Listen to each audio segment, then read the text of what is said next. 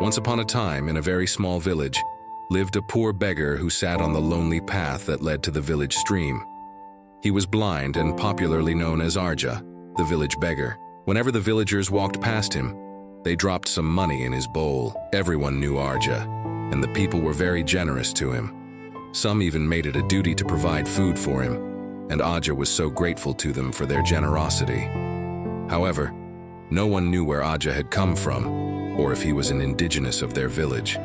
All they knew was that he was a blind beggar who sat close to the village stream.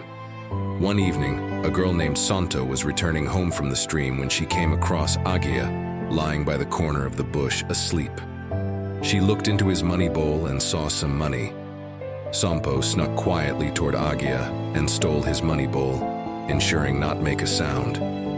As she was about to leave with the money, Agia disappeared before her eyes, filling her with terror.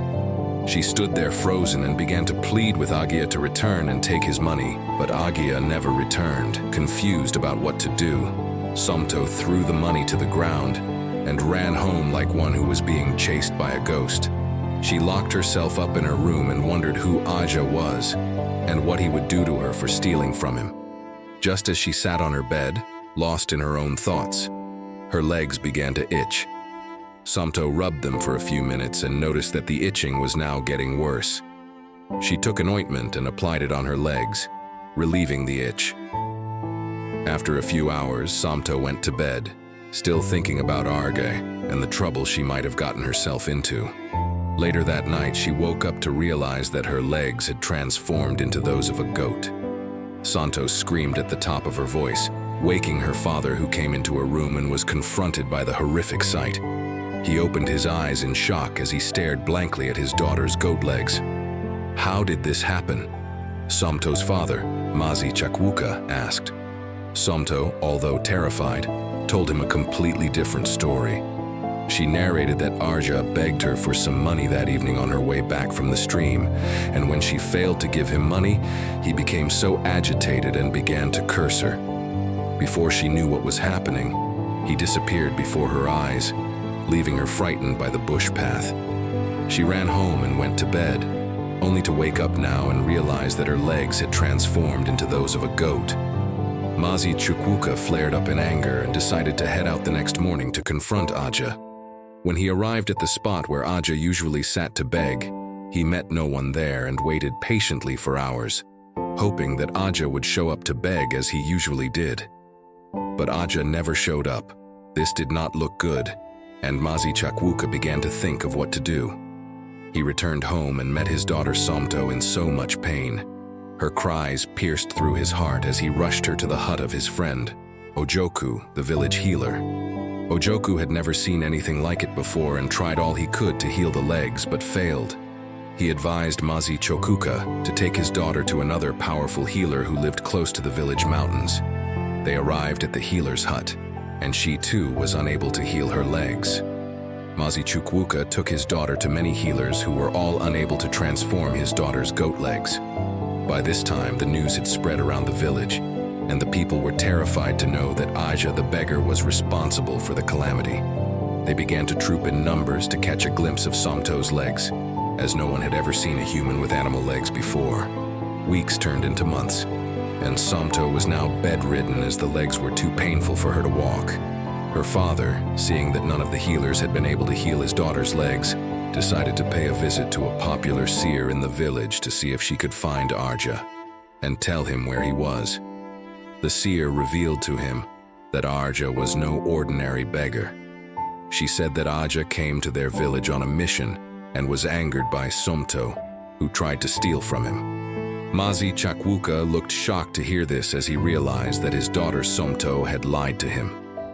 The seer told him that if nothing was done soon, Somto's entire body would transform into that of a goat.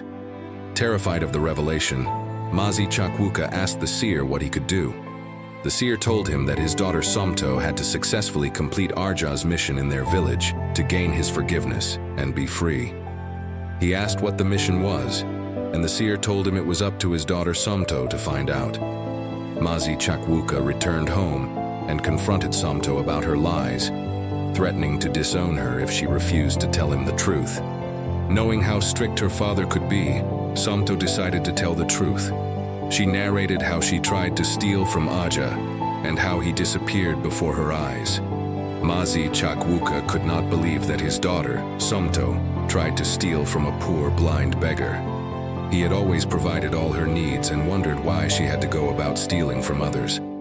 This was not the first time that Samto was stealing, but her parents, especially her mother, paid little or no attention to this. A few years ago, a young woman came to their home to see Santo's mother, saying that Santo stole some items from her market stall. Instead of Santo's mother cautioning her daughter and showing her disapproval of the act, she dismissed the woman and defended Sampo, claiming her daughter could do no such thing. This negligence only encouraged Sampo's behavior, leading to the predicament they now faced. Realizing the severity of the situation, Samto decided to return to the place where it all began, to the exact spot where Agia sat to beg for money. She made up her mind to sit there and wait, hoping to understand Arja's mission in their village. She sat there patiently for hours and watched as the villagers walked past her in shock. They gossiped and even pointed at her goat legs, wondering what she could have done to be punished in such a miserable way. Some even asked themselves if it meant that her family had abandoned her, as they shook their heads in pity and walked past her. Samto sat there for hours but noticed nothing unusual. After a few hours, when it was almost getting dark, she returned home and could not help but remember how the villagers treated her. This moved her to tears as she dreaded returning there the next day. However, knowing that this was the only way she would secure her freedom, she returned the next day, not minding what the people had to say. As she sat there all alone, two girls from the village approached her and began to mock her goat legs. They told her how ridiculous she looked and even went further to bleat like a goat as they laughed out loud and walked away. This broke Samto, who cried her eyes out and wished that she could disappear. The next day, however, despite all that had happened, Samto still showed up at the spot again. She paid no mind to the villagers or what they had to say. A few hours later, heavy rain began to fall, and Samto made her way to a small hut close to the village stream to seek shelter from the rain. To her greatest surprise, she met a very old woman who lived alone in the hut. Samto had always seen the hut whenever she went to the stream to fetch some water, but never knew that someone lived in it because it looked deserted. She approached the old woman and noticed that she was sick. So Samto decided to take good care of her by tidying up her hut and preparing a meal for her to eat. The old woman was so grateful to Samto and thanked her for her kindness. Once the rain subsided, Samto returned home, happy to have helped the helpless woman. The next morning, Samto returned to her usual spot again. She sat there for hours and saw a young boy who was heading to the stream to fetch some water. He looked so sad and distressed, and Samto could not help but ask what the problem was. "Is everything okay with you?" she asked the little boy, who burst out in tears in front of her. Samto felt sorry for him and pressed to know what the problem was. The little boy narrated to her how he was suffering at the hands of his stepmother. His father had died a few years ago, leaving him all alone with his wicked stepmother, who hated him so much and poured out her frustration on him.